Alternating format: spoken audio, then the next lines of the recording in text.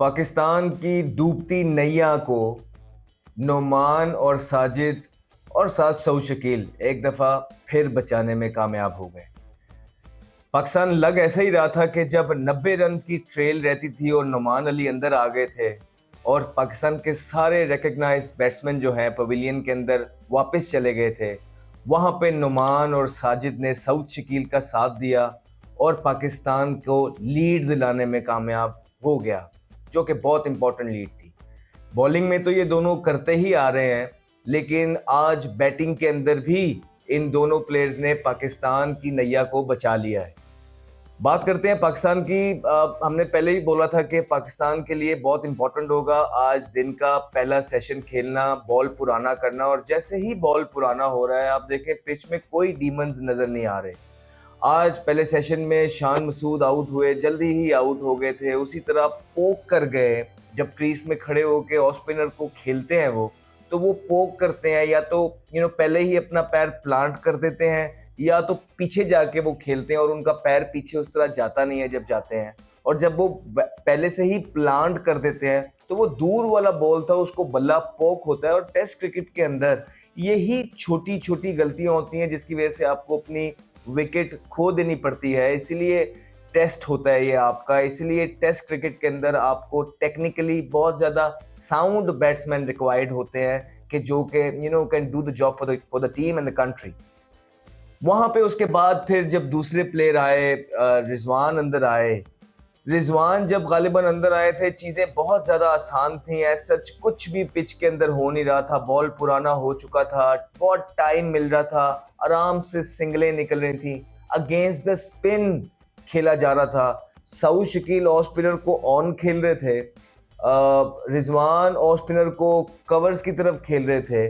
तो it shows के जब आप ये शॉटें बार बार खेलने लग जाते हैं, सिंगलें ले रहे हैं, डबल्स ले रहे हैं, इसका मतलब है कि पिच आपको बहुत ज़्यादा टाइम दे रहा है।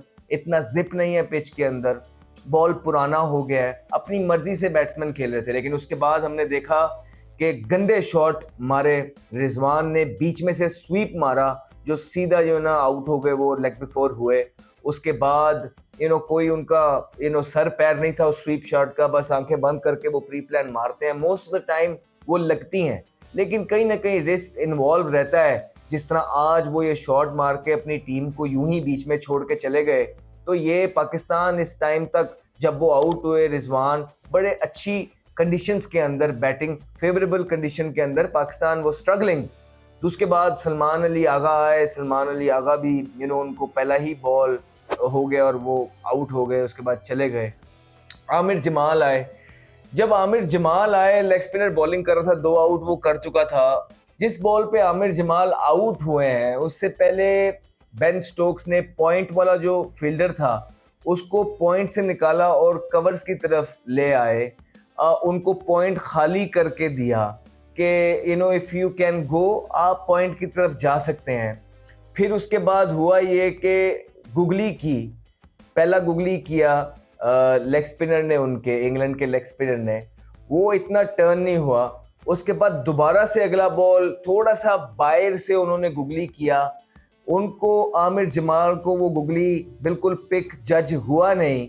वो उस गुगली को कट मारने गए, उसी जगह पे खेलने गए जो जगह खाली की थी बेन स्टोक्स ने 2 बॉल पहले उसी शॉट के लिए।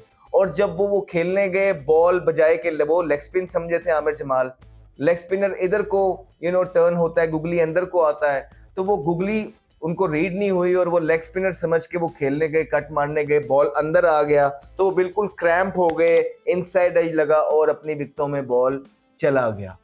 तो अगर आमिर जमाल ऑलराउंडर अपने आप को कहलाते हैं, तो उनको हाथ से पिक करना ज़रूर आना चाहिए।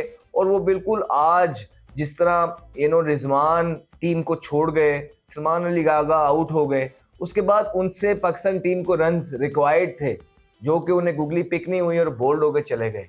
इस टाइम तक 90 रन्स की ट्रेल थी, पाकिस्तान 90 रन्स बिहाइंड था। लग ऐसे ही रहा था कि इंग्लैंड बहुत डोमिनेट कर रहा है और कहीं ना कहीं 60 से 70 रन्स की लीड लेने में कामयाब हो जाएगा इंग्लैंड, लग रहा था उस सिचुएशन में। लेकिन फिर आए नोमान। वही नुमान जो पाकिस्तान, जब से वो पाकिस्तान की क्रिकेट टीम में आए हैं, पिछले 2 मैचों से हर जगह नुमान और साजिद खान की बातें हो रही हैं बॉलिंग के अंदर। लेकिन आज उन्होंने जो कारनामा अंजाम दिया है वो बॉलिंग के अंदर नहीं, वो बैटिंग के अंदर, और उन लोगों का गंद साफ किया है जो कि टीम के मेन प्लेयर्स हैं। और जब टीम उनसे रिक्वायर करती है चीज़ें, वो टीम को यूं ही दूसरों पे छोड़ के चले जाते हैं। वहाँ पे नुमान ने पाकिस्तान टीम को सहारा दिया सऊद शकील के साथ, जो कि बड़े आराम से थ्रू आउट खेलते रहे हैं, क्योंकि पिच में ऐसा सच कुछ हो नहीं रहा था। जब से बॉल पुराना हुआ था, बहुत टाइम मिल रहा था, वहाँ नुमान उनके साथ खड़े हुए, बड़ी ज़बरदस्त पार्टनरशिप लगाई, एट ईज लगे, अपनी मर्जी से खेलते रहे। उसके बाद जब वो आउट हुए तो एक और पहलवान हमारे कटपा आए अंदर, साजिद खान। बड़ी ज़बरदस्त उन्होंने जो है ना बैटिंग की है, बहुत उम्दा खेले। तो इन लोगों ने, इन 2 प्लेयर्स ने दोबारा से पाकिस्तान को इस दफ़ा बॉलिंग में नहीं बैटिंग में सहारा दिया है और पाकिस्तान को लीड की तरफ लेके गए और ज़बरदस्त लीड लेने में भी कामयाब हो गए। वहाँ एक तरफ लग रहा था कि पाकिस्तान पीछे रह जाएगा, पाकिस्तान जो है ना इंग्लैंड लीड लेने में कामयाब हो जाएगा, लेकिन इन 2 शेरों की वजह से सऊद शकील के साथ मिलके, जो कि एट ईज लग रहे थे क्रीज पे, ज़बरदस्त खेल पेश किया और पाकिस्तान लीड लेने में कामयाब हो गया। दूसरी ओर बेन स्टोक थोड़े से एंड में फ्लैट नजर आए। बेन स्टोक को जो अटैक, वो इस स्ट्रेटजी से खेल रहे थे एंड में, उन्होंने अटैक प्लस डिफेंस किया हुआ था। वो चाहते थे कि उनके पास बड़ी लीड मौजूद हो, तो इस वजह से उन्होंने कुछ अपने जो फील्डर थे वो बाहर रखे हुए थे, क्योंकि उनको पता था कि इतना ब्रेक हो नहीं रहा है, तो अगर ये लोग मारने भी जाएंगे तो ज़्यादा चांसेस ये हैं कि कनेक्ट हो जाएं और इनकी लीड उतरती जाएगी। इस वजह से उन्होंने कुछ हाथ फील्डर बिल्कुल कैचिंग पोजीशंस पे रखे हुए थे, कुछ हाथ फील्डर बाहर रखे हुए थे। वहाँ फिर होता यह है कि रोटेशन ऑफ स्ट्राइक होने लग जाता है।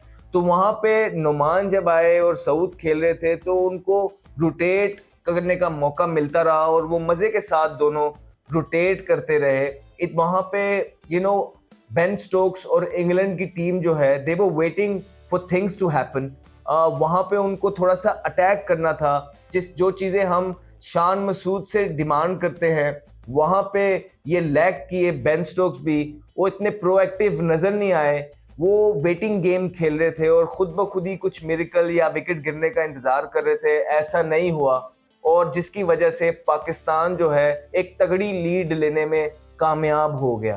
तो थोड़ा सा मैं क्रेडिट दूंगा यहाँ पे पाकिस्तान के बल्लेबाजों को भी, कि बहुत ज़बरदस्त तरीके से उन्होंने जो है ना एंड में टेल के साथ मिल के सऊद शकील ने पाकिस्तान को उस सिचुएशन में इस टाइम ला के खड़ा किया है कि जहाँ पे उन्होंने दोबारा से इंग्लैंड के 3 आउट कर लिए हैं। पहले मैच में हमने देखा जब पाकिस्तान की पिद्दी लगी थी तो पाकिस्तान बैकफुट पे हो गया था, और जैसे ही उनकी बारी आई तो वो थकावट की वजह से, प्रेशर टाइम होता है, थकावट की वजह से एक के बाद एक विकेट गिरा के अपने पवेलियन में वापस जाता रहा। पहले मैच में हमें देखने को मिला वही सिचुएशन, वही कंडीशंस आज इंग्लैंड के बल्लेबाजों को फेस करनी पड़ी। सारा दिन उन्होंने फील्डिंग की, थकावट हुई होती है, और हमने जिस तरह पहले भी बोला कि नया बॉल ही सिर्फ यहाँ पे थोड़ा सा जिप कर रहा है, तो वो जो डाउट क्रिएट कर रहा है बैट्समैन के माइंड में, ऐसा नहीं है कि इतना इतना ब्रेक हो रहा है, एक आधा ब्रेक हो जाता है, बाकी जो है ना सीधा रह जाता है। लेकिन वो जो सीधा भी रहता है वो एकदम पिच से जब शाइन नीचे लगती है, नया बॉल होता है, वो जिप होता है और बल्लेबाज के पास मौका नहीं होता। तो वहां पे एक पीरियड होता है नए बॉल पे, जब आपको स्पिनर लगे हों तो वहां पे आपने थोड़ा प्रोएक्टिव खेलना है, आपको बड़ी नपी तुली टेक्निक के साथ एक सर्टेन टेक्निक के साथ खेलना पड़ता है। दुबई, अबू धाबी, हाँ हमने ऐसी सिचुएशंस का सामना किया है जहाँ पे पहले ही ओवर में स्पिनर्स को ले आ जाता था, और वहाँ पे ऐसा ही होता है कि एक आधा बॉल टर्न होता है, बाकी बॉल सीधे रहते हैं। तो वो ये अच्छे स्पिनर्स जो हैं डाउट क्रिएट करते हैं एक बैट्समैन के माइंड में, और बैट्समैन के माइंड में जब स्पेशली फील्डिंग भी की हो सारा दिन, तो वो डाउट भी ऊपर से जब क्रिएट हो जाए तो प्रेशर डबल हो जाता है, नर्व्स का खेल आ जाता है। वहाँ पे हमने एक दफ़ा फिर देखा कि पाकिस्तान के 2 शेर जो डोमेस्टिक क्रिकेट में बड़े अरसे से परफॉर्मेंस करते हुए आए हैं, उन्होंने फिर does the trick for the country. पहले बैटिंग के अंदर पाकिस्तान की डूबती नैया बचाई, उसके बाद 3 आउट कर दिए नुमान ने और हमारे साजिद खान ने दोबारा से इंग्लैंड की साइड के बहुत ही कम स्कोर पे। अब पाकिस्तान के पास जबरदस्त चांस है कि ये तीसरा मैच भी जो डिसाइडर है वो अपने नाम करे। वो अपने हाथ में उनकी चीजें आ गई हुई हैं। अब Pakistan got nobody to blame. सिर्फ पाकिस्तान ने 2 विकेटें और लेनी है कल पहले सेशन के अंदर और चीजें और ज्यादा आसान हो जाएंगी। पाकिस्तान को ये याद रखना है कि पाकिस्तान पहले भी इस तरह की सिचुएशंस में बहुत दफा आ चुका है। जब बांग्लादेश भी आया, पाकिस्तान एक मैच के अंदर बड़ी ड्राइविंग सीट पे कंफर्टेबली बैठा हुआ था, लेकिन उसके बाद मेराज की और लिटन दास की पार्टनरशिप पाकिस्तान को इतना दूर ले गई मैच में कि पाकिस्तान वापस नहीं आ सका।